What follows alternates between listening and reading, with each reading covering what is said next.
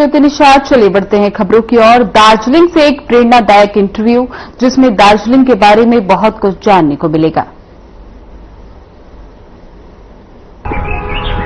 हिमालय के खूबसूरत पहाड़, इन पहाड़ों से टकराते बादल, ठंडी ठंडी हवाएं, सुहाना मौसम। जी हां, हम हैं इस समय एक ऐसे ही शहर में जिसका नाम है दार्जिलिंग। दार्जिलिंग एक ऐसा शहर जिसके बारे में सभी जानते हैं, और जो भी जानता है वह जरूर ये सोचता होगा कि जिंदगी में कम से कम एक बार वह यहाँ जरूर आए, और उसे आना भी चाहिए। मगर ये खूबसूरत पहाड़, ये खूबसूरत वादियां जितनी सुहानी हैं, जितनी आकर्षक हैं, उतनी ही चुनौतीपूर्ण भी हैं। वे लोग जो यहाँ रहते हैं उन चुनौतियों का हर रोज सामना करते हैं, मगर फिर भी एक बहुत ही अच्छी, एक सफल लाइफ जीते हैं। आज ऐसे ही मेहमान हमारे साथ हैं श्री राजेश प्रधान जी। तो राजेश जी, सबसे पहले मैं आपके बारे में थोड़ा और जानना चाहूंगा। आपका जन्म कहाँ हुआ, कैसे आपकी शिक्षा दीक्षा रही, और किस तरह से आज आप एक सफल बिजनेसमैन के रूप में कार्य कर रहे हैं, और इन पहाड़ियों में किस तरह की चुनौतियों का सामना करते हुए आप बड़े हुए। इन सब बारे में यदि आप हमें बताएं तो शायद हमारे दर्शकों को भी इससे कुछ न कुछ सीखने को मिलेगा। नमस्कार सभी दर्शकों को। प्रवेश जी, तो आपको धीरे धन्यवाद जो आप इतना दूर से आके जो हमारा इंटरव्यू ले रहा है, इसके लिए। हम इसी दार्जिलिंग का रहने वाला है, तो मेरा जन्म भी इधर हुआ है, मेरा शिक्षक या एजुकेशन ये सब इधर ही हुआ है, और हम इधर से 200 सालों से रह रहा है। जो सेंट ट्रोवर्स स्कूल से हम क्लास 5 से उधर था, सेंट ट्रोवर्स से क्लास 10 तक उधर पढ़ा हूँ। उसके बाद हम सेंट जोसेफ कॉलेज में था, सेंट जोसेफ कॉलेज में ग्रेजुएशन किया है, बीकॉम किया है, और उसके बाद में काम करने के लिए हम सिक्किम भी चला गया था 2-3 साल आफ्टर माई बीकॉम एग्जाम्स। ठीक है, तो सिक्किम में काम करने के बाद 3-4 साल सिक्किम में काम किया हूँ, गैंगटॉक में। उसके बाद दार्जिलिंग में भी किया हूँ छोटे मोटे। वहाँ क्या काम करते थे? वहाँ पर हम अकाउंट्स दिखता था। हाँ, बीकॉम बैकग्राउंड होने के कारण हम अकाउंट्स ही दिखता था। करीब 10 साल का मेरा अकाउंट्स का एक्सपीरियंस है। उसके बाद में अभी हम सेंट ट्रोवर्स स्कूल में काम करा है एज ए सेक्रेटरी। हाँ, जो मेरा इस साल 25 साल हो रहा है। हाँ, तो मेरा दोनों लड़का लोग, जो बेटा है मेरा, दोनों उधर से पास कर चुका है, और एक तो मेरा दिल्ली में है और काम कर रहा है। एक छोटा बेटा यहाँ पर जो है बेंगलोर में, वहाँ पर पोस्ट ग्रेजुएट के लिए अभी एडमिशन है, उधर जाएगा। तो जैसा कि इन पहाड़ों में रहना बहुत चुनौतीपूर्ण होता है, तो इन चुनौतियों ने आपको किस तरह से मजबूत बनाया? जो आम जीवन की परेशानियां होती हैं, जो दुख सुख होता है, उसे हैंडल करने में आपको आसानी हुई? इस पहाड़ में रहने का दूसरा अलग मजा है, जो इसमें उतार चढ़ाव बहुत होता है। जो आपको फिजिकल फिटनेस भी देता है, मेंटली फिटनेस भी देता है। जैसे यहाँ का जो सुंदरता है, जो फ्रेश हवा है, हाँ, ये आपको मेंटली आपको स्ट्रांग रखता है। मैं यहाँ डाली फाटक सेवा संघ है, जो हमारा एक सोसाइटी है, उसका सेक्रेटरी बहुत दिन से हूँ, बहुत साल से हूँ। इसलिए कभी भी ऐसा मुसीबत हो या ऐसा कुछ लगा तो हम सभी जन को, यहाँ पर जितना भी एरिया है, सब जन को ज्यादा पहचानता हूँ। तो वो सबको, जिसको भी परेशान हो या हमको भी परेशान हो, हम एक दूसरे को मिलके हैंडल करता है। हम लोग पहाड़ का जो पीर होता है, हम बहुत ईमानदारी होता है, और हमारा नियत बहुत साफ होता है। तो हम लोग का वो झूठ का वो ऐसा कुछ है, वो हमको मतलब अच्छा भी नहीं लगता है। हाँ, हमारा जो है वो किसी को हेल्प करना ही हम जरूरत समझता है। हम हॉस्पिटैलिटी बिजनेस में है, और हम होम स्टे रन करता है। वो होम स्टे का नाम है रैम्बलर्स नेस्टिंग होम स्टे, जो मेरा बड़ा बेटे ने रखा है।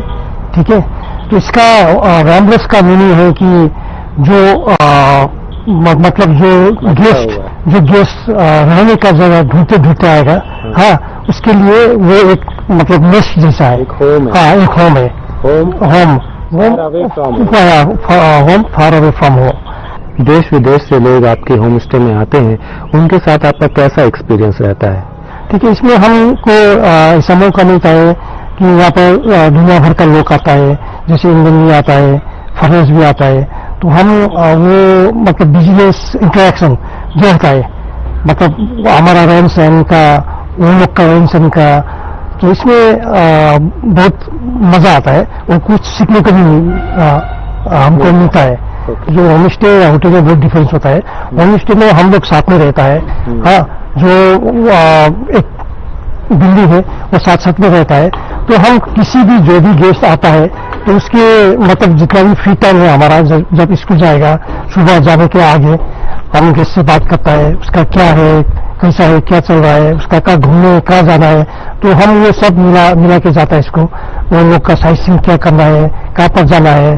और स्कूल होके हम जब बाद में स्कूल से आता है तभी वो लोग भी साइट सीइंग करके घूम करके आता है, तो वो लोग का फीलिंग्स कैसा होता है, हाँ, वो लोग को कैसा महसूस हो गया ये सब देखने में, तो आप जानने में बहुत अच्छा है। कोई जितना भी है आपका यहाँ पर जो गेस्ट आए सब खुशी हुआ है, क्योंकि अब जैसे होटल में कोई भी गेस्ट जाता है तो मालिक को तो पहचानता नहीं है, मालिक तो दिखता ही नहीं है, लेकिन होम स्टे में हम मालिक भी है, हम यहाँ का सर्वेंट भी है, क्योंकि हम सब मिलके काम करता है। इसमें मेरा जो वाइफ है सविता, सभी बोलता है हम उसको निकनेम, तो हमको बहुत हेल्प करता है।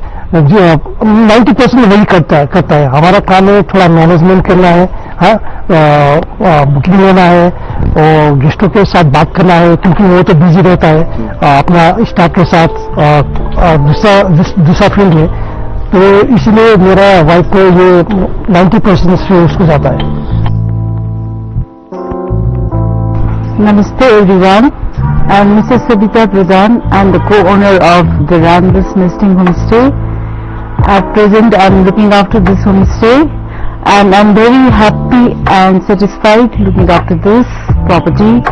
Excited to share our culture, knowledge from my hometown, from my community as well. The motto of my life is to make people happy and to be happy myself also. Okay, physically don't need any overexercise here.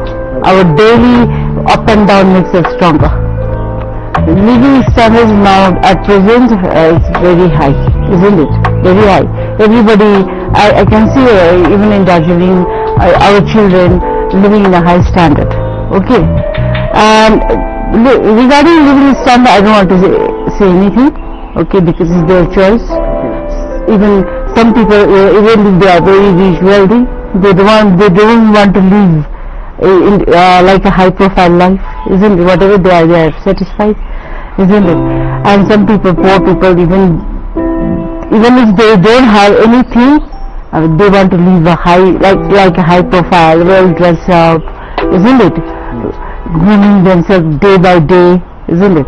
So I don't want to talk about the standard of living. What I want to say is, wherever you are, whatever you do, whatever way you live happily and give positive vibes to the others. If you yourself are not happy, not satisfied, then what can you donate or impart to others, isn't it? Be honest to yourself, hardworking, well determined, that is the motto of happy life. According to me, that is what I do, isn't it? I am very self-determined. If I want to do this, I will do anyhow, isn't it? But that should be a positive and a good, not harming other people, isn't it? If my determination harms to somebody else, then that is when, that is just hypocrisy, isn't it? Even if I'm doing the sweeping work over, I must do honestly. It's not that I'm doing wherever people can see. I must do to the nook and corner of the house, because it has to be cleaned thoroughly, isn't it? It's not that wherever people see, I sit there only. So that is not honest work. I'm sweeping means I must sweep properly and nook and corner of the house, isn't it? So that everywhere remains safe and hygiene, to maintain hygiene and and at the same time, and they beautify environment also. No? If it is untidy, not hygiene, then your environment looks untidy, isn't it? You're harming. There will be so many things happening around if the place is not clean, isn't it? This start from there. Honesty, service and determination should be the motto of your life, to make yourself happy and to make people happy around you. This is the motto of Mrs. Pradhan and of course Mr. Pradhan. जब कोई मेहमान पहली बार आपके home stay में आता है तब वो पहली फीलिंग क्या होती है कि ये बिजनेस में देखिए गेस्ट भी आपका तरह तरह का आता है, कोई बहुत अच्छा आता है, कोई बहुत मतलब वो लोग का नेचर तो आप चेंज नहीं कर पाएगा, ह्यूमन नेचर होता है तो उसको तो अभी चेंज नहीं करेगा, लेकिन वो जो थोड़ा नेचर में फर्क होता है उसको भी हम ठीक करता है। अच्छे से हमारा जो हॉस्पिटैलिटी है, जो हम उसको बात करके उसको सिखा के कैसा है क्या है करके उसको भी थोड़ा अच्छा महसूस करवाता हूँ। लोगों से मिलकर उनसे बात करके आपको क्या लगता है, क्या उनमें किसी प्रकार के सुधार की जरूरत आप महसूस करते हैं उनकी सोच में कि उनका जीवन और आसान हो सके? आजकल जो लोग हैं वो व्यस्तता के कारण उसका इतना टाइम नहीं है, अपना ही मतलब अपना ही ध्यान में रहता है, तो जिससे के लिए कुछ मतलब सोने का उसको टाइम नहीं मिलता है। और ये आपका क्या बोलता है, ये सोशल मीडिया ये देखने में सब बिजी होता है, तो आप एक घर में भी रहता है, सब मोबाइल में बिजी होता है, तो इससे थोड़ा मानसिक तनाव हो जाता है। वो लोग को जैसे ये दार्जिलिंग घूमना आना चाहिए, यहाँ का जो फ्रेश हवा है थोड़ा एक हफ्ता 2 हफ्ता के लिए घूमना आना चाहिए, तो थोड़ा वो लोग का जो बिजी शेड्यूल है उससे भी थोड़ा छूट मिलता है। और यहाँ का जो सौंदर्य है, जो ब्यूटीफुल जो दार्जिलिंग इतना अच्छा है, सुंदरता है, सुंदरता है, और जो फ्रेश एयर मिलता है आपका, वो थोड़ा लेके वो लोग का थोड़ा तनाव दूर कर सकता है।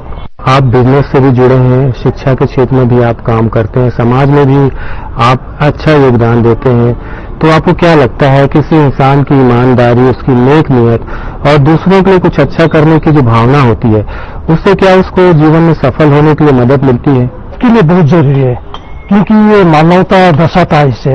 हाँ, एक दूसरे को जो आप हेल्प करता है, एक दूसरे का जो मन का जो तनाव है, मेंटल प्रेशर होता है, ये दूर करने में मतलब आपको वो वर्षों तक याद करता है। आप एक कोई गेस्ट थोड़ा तनाव में आ जाता है तो आप उसको खुश करके आप भेजता है, तो आपको ये ना वर्षों तक याद रहता है, तो उसके टच में रहता है आप लोग।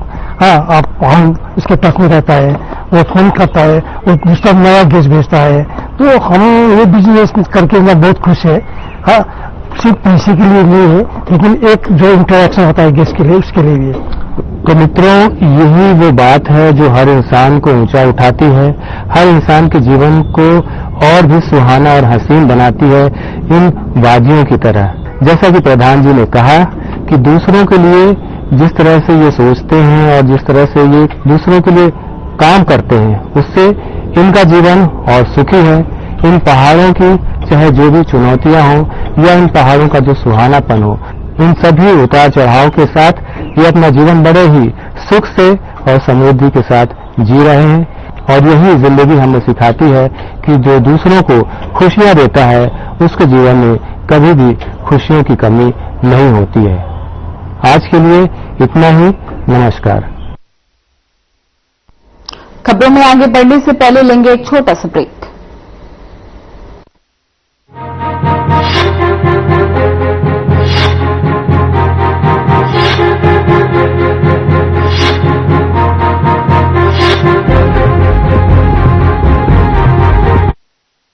क्या आप जिम जाते हैं, कसरत करते हैं, फिर भी आपकी सेहत नहीं बनती?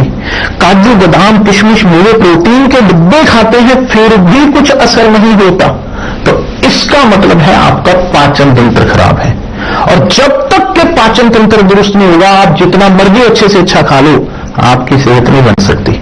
इसलिए हमारी संस्था सन्यासी आयुर्वेदा ने एक ऐसी दवा का निर्माण किया है जो कि आपके लिवर, आपके पाचन तंत्र को दुरुस्त करने का काम करती है, ताकि आप जो भी खाएं उसका पूरे का पूरा निचोड़ आपके शरीर को लगे, आपकी भूख बढ़े, खाया पिया सही से लगे, नया खून बने, हड्डियों में जान आए, वजन बढ़े और आप मोटे तगड़े खूबसूरत पर्सनालिटी का मालिक बन जाए।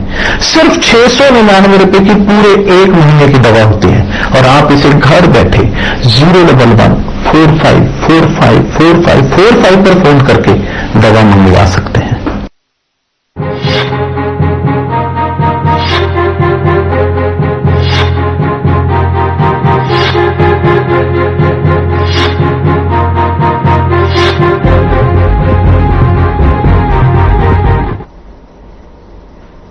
ब्रेक के बाद स्वागत है आप सभी का। आगे बढ़ते हैं। बिलासपुर की सुवाणी शिक्षण समिति एक गैर सरकारी संगठन है जो बुजुर्गों की देखभाल के लिए समर्पित है, विशेष रूप से उन लोगों के लिए जो अपने परिवार के साथ नहीं रहते। इस समिति का उद्देश्य बुजुर्गों को एक सुरक्षित, सम्मानजनक और आरामदायक जीवन प्रदान करना है। देखिए हमारी खास रिपोर्ट।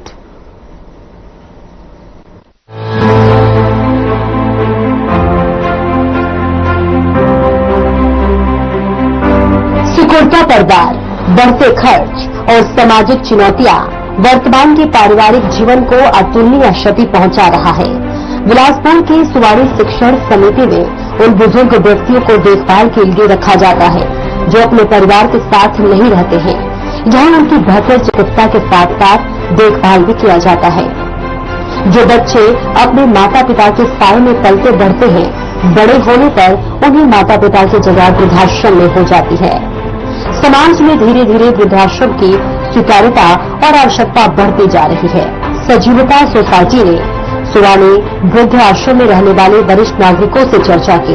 इस आश्रम की संरक्षिका ने कहा कि आने वाले समय में चुनौतियां और भी गंभीर हो सकती है। वह इस आश्रम में यहाँ रहने वाले लोगों के साथ 2 युवतियों ने अपना समय व्यतीत किया। उन्हें फल, मिठाई और पेय पदार्थ दिया। साथ ही उन युवतियों ने अपने विचार भी साझा किए और जाना कि यहाँ रहने वाले लोगों का जीवन के प्रति नजरिया क्या है। ये है सुवाणी शिक्षण समिति। यहाँ पर उन वृद्धों को देखभाल के लिए रखा गया है जिनके यहाँ तो परिवार ने छोड़ दिया है विभिन्न कारणों से। यहाँ पर उन सबकी बेहतर चिकित्सा होती है, देखरेख होती है और उनका भरण पोषण भी होता है। लेकिन जो यहाँ के संरक्षक हैं, जो संचालक है, वे इस व्यवस्था से स्वयं संतुष्ट नहीं है। उनका कहना है कि जागरूक समाज जब तक ऐसे वृद्धों के आगे के जो जीवन है, जो बचे हुए शेष वर्ष हैं, अगर इनका सुविधाजनक और अच्छा निकले तो उनको यहाँ पर क्या करें।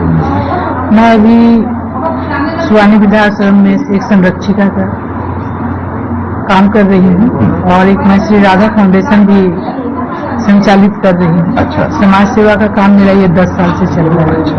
ये आश्रम कब से चालू हुआ? ये आश्रम 2000 से है। 2000 से चालू हुआ। जी। तो पिछले 24 साल से आश्रम चल रहे हैं। 2020 से 2 और 5 साल हो गए। हाँ, 5 साल हो गए। तो प्रारंभ में यहाँ पर कितने लोग थे? प्रारंभ में यहाँ पे 5-7 लोग थे। अच्छा। धीरे धीरे लोगों को पता आते गए जाते गए 10 लोग का तो यहाँ पे अंत्येष्टि हुआ है। अच्छा। कोई कैपेसिटी कितनी है? अभी 25 है। 25 की हाँ, कैपेसिटी जी। लगभग लोग हैं। अभी कई लोग तो हॉस्पिटल में हैं, कई लोग अभी गए हुए हैं। मूलतः किस उम्र के और कैसे लोग आते हैं यहाँ पे? जैसे कई आश्रम से इन्हें निकाल दिया जाता है। अच्छा, आश्रम से भी निकाल दिया? हाँ, जैसे जो बेडन है ना, उनको यहाँ से वृद्धाश्रम से निकाल दिया जाता है। कई लोग को रोड से उठा के लाया जाता है। अच्छा। और यहाँ पे अभी यहाँ पे उपस्थित नहीं है, बाजू के कमरे में जो एक बुरहानपुर कॉलेज के यहाँ पे यूनिवर्सिटी के रजिस्ट्रार है, वो लोग यहाँ पे रहते हैं। मतलब सोचिए कि ये स्थिति है। डॉक्टर गौर से आप मिले होंगे, जिनके बच्चे सब बॉम्बे में हैं। और ये जो रजिस्ट्रार हैं, इनकी बिटिया हैं, ये इनको ऊपर कमरे में बंद कर दी थी। इन्होंने कलेक्टर को सुसाइड का लेटर लिखा, तो फिर कलेक्टर साहब का आदेश हुआ, तो फिर इनको लाके रखा गया। अभी ये लोग लखनऊ गए हुए हैं अपने गांव। तो ऐसे ऐसे लोग हैं और आप बाकी लोगों से यहाँ मिल ही रहे हैं। यहाँ पे पूरी प्रयास है कि यहाँ पे हमने संजय अलंक जी साहब को भी हमारे ऑफिस आइए, जो मैं आपको बहुत सारी चीजें दिखाऊंगी। मैं आज से 6 साल पहले संजय अलंक जी से जब कलेक्टर थे, मैं उनसे मुलाकात की थी और बोली थी कि मतलब बिलासपुर में एक वृंदावन बनने की योजना, कि ऐसा गौरी गोपाल जैसे सेवाएं अभी देखा सेवाएं वृंदावन में ही क्यों, सारे लोग तो वृंदावन पहुंच नहीं पाएंगे, तो ये चीजें बिलासपुर में बनाई जाए। मैं पहले से बुजुर्ग लोगों से जुड़ी हूँ और मेरे को उन लोग के साथ बैठना, बात करना, टाइम स्पेंड करना बहुत अच्छा लगता है। क्या देखे ऐसे इतने देरों में आप कुछ उन लोग के साथ बात करके मेरे को ऐसा लगा कि किसी को भी अपने मम्मी पापा या दादी दादा को नहीं छोड़ना चाहिए।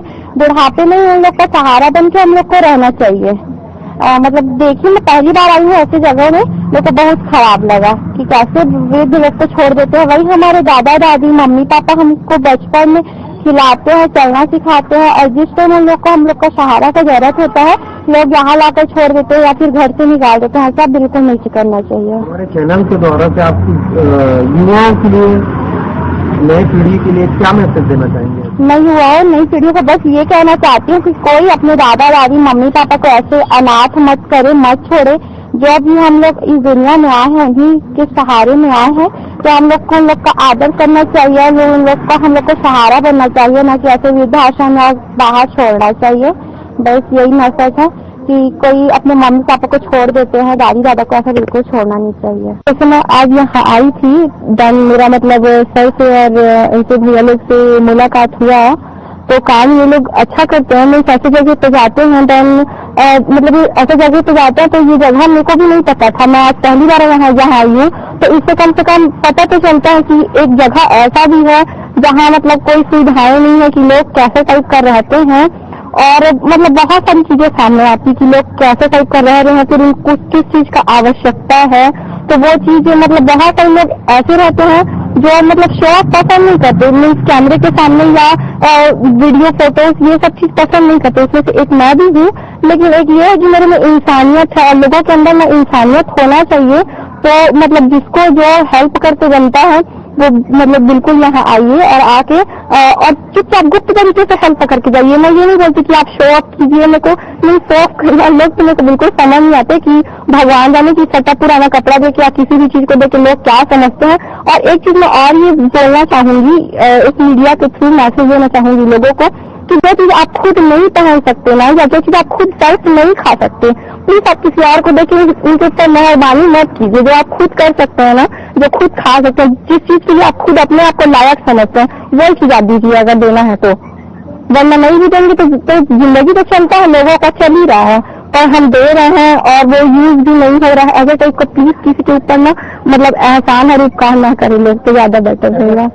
मेरा ऐसा है कि मतलब मैं बचपन से ही जैसे जीव जंतु हैं और मतलब लोग हैं, तो मैं इमोशनली कनेक्ट बहुत जल्दी हो जाती हूँ लोगों से। फिर मेरे को ये समझ नहीं आता कि मतलब क्या कैसा क्यों, मेरे को फिर ये लगता है कि नहीं मेरे को जाना चाहिए, मेरे को ये चीज करना चाहिए। फिर मैं कहीं ना कहीं अपना भी भूल जाती हूँ, अपनी चीजें भी भूल जाती हूँ कि मेरे को ये काम है, कि मेरे को ये करना है। बस मेरा ये रहता है कि मैं उनके लिए क्या ऐसा कर दूं जिससे वो खुश हो जाए, या मैं ऐसा क्या करूं। मैं 3 पैसे मोमोज खाना नहीं खा। बात करने में डर भी लगता होगा, है ना? तो उनके सामने बहुत कम जाते होंगे, तब तो फिर अच्छी बात नहीं होती होगी। काम की बात नहीं, सिर्फ काम की बात होती है, लेकिन एक जो गहरा संबंध होता है वो ऐसा नहीं रहा। कभी कोई बात उनकी जो अच्छी लगी हो? उनकी सब बातें अच्छी, जैसे क्या समझाते थे? गलती मत करना, कोई गलत काम मत करना, ये सब बातें हम समझाते। और कुछ जीवन में आगे बढ़ने के लिए, कुछ करने के लिए ये बताते थे? नहीं, पढ़ना लिखना, अच्छे से पढ़ना लिखना, हर जीवन में सबसे अच्छा व्यवहार रखना। खराब क्या लगता था जी? बुरा क्या लगता था? क्या चीज? पिताजी का कुछ बुरा लगता था? जी कुछ नहीं। तो आप तो बहुत कम मिलते थे, कहाँ है ना? अच्छा, पिताजी का कोई रोल होता है जीवन में? कोई महत्व होता है पिताजी का जीवन में? तो बहुत नहीं, लोग माता का महत्व मानते हैं, पिता का भी महत्व होता है। जी। क्यों होता है? क्यों होना चाहिए पिता का रोल? पहले तो बड़े की बस उतना ही? और उसके बाद में जितने जान रहे थे तो बता रहे हैं। पिता तो आप ही के थे ना, तो आप ही सबसे अगर जानोगे। कब हुआ उनका स्वर्गवास? कब उनका स्वर्गवास हुआ? अच्छा, आप कब छोड़ दिए जगह कोरबा को? बस। तो पिताजी 1 साल पहले गुजरे कि 2 साल पहले कि 5 साल पहले, कितने साल पहले गुजरे? भाई भाभी के उसमें कैसे आ गया संपर्क में? शादी नहीं की थी इसीलिए भाई के साथ रहते थे? तब तक पिताजी जिंदा थे? पिताजी का रिटायरमेंट का पता है कुछ? नहीं पता। उनका कोई अच्छी कोई घटना याद है? कभी कुछ अच्छा कहा हो, कहीं बढ़िया जगह ले गए हो घुमाने फिराने के लिए? नहीं, कभी याद ही नहीं रहता। बचपना जीवन कितना याद है? क्यों बचपना क्या 5 साल रहे, 10 साल रहे, 20 साल रहे? नहीं रहे क्या उतना? नहीं रहे उतना? रहे ना? स्कूल गए कभी पढ़ने? कितनी शिक्षा हुई? अच्छा, उसके बाद फिर नहीं गए? खेल कूद में लग गए थे, इसलिए कुछ सीखे भी नहीं, कुछ काम भी नहीं किए। यहाँ कैसा लगता है? क्या मिलता है खाने को? बढ़िया। बाहर से भी लोग आते हैं खिलाने के लिए, फल फ्रूट सारा खट्टा मीठा दबा के बढ़िया। रूटीन क्या है? पूजा पाठ भजन होता है? हम आए हैं बिलासपुर के सरकंडा जोरापारा स्थित सुवाणी वृद्ध आश्रम होम में, सुवाणी शिक्षण और वृद्ध आश्रम होम में। यहाँ पर वे वृद्ध रह रहे हैं जिन्हें या तो अपने बच्चों ने छोड़ दिया है या वे जो अशक्त हैं। हमने आज इनसे चर्चा की कि उनके जीवन में क्या घटित हुआ और अब उनका जीवन के प्रति नजरिया क्या है। सुवाणी आश्रम से हर खबर। इस प्रकार ये समिति एक गैर सरकारी संगठन है जो बुजुर्गों की देखभाल के लिए समर्पित है, विशेष रूप से उन लोगों के लिए जो अपने परिवार के साथ नहीं रहते हैं। सुवाणी शिक्षण समिति का उद्देश्य बुजुर्गों को एक सुरक्षित, सम्मानजनक और आरामदायक जीवन प्रदान करता है। Bureau report.